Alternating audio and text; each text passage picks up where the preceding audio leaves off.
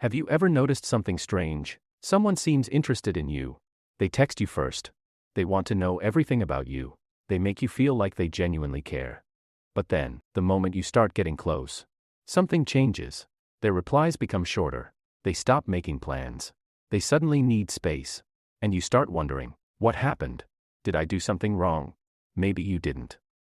Sometimes, people pull away when emotional closeness starts feeling too real. Psychology calls one part of this fear of intimacy.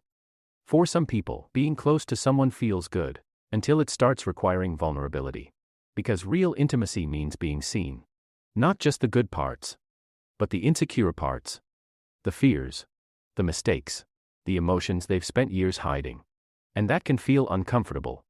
So instead of moving closer, they create distance. They become colder.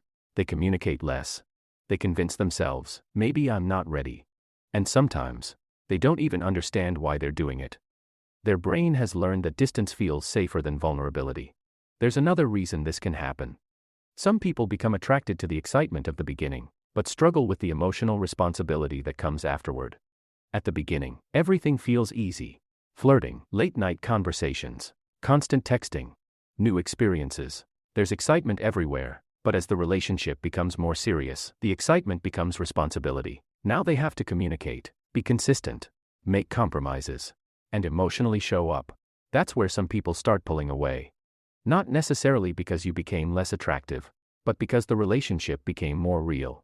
And there's something else you need to understand. Sometimes, people pull away because they sense that you're becoming emotionally dependent on them. When they feel that you need their attention, they may unconsciously feel pressure. And instead of communicating honestly, they create distance. Then something strange happens. You notice them pulling away, so you try harder. You text more. You ask what's wrong. You try to fix the connection. And the more you chase, the more they retreat. Now you're caught in a cycle. One person chases, the other creates distance.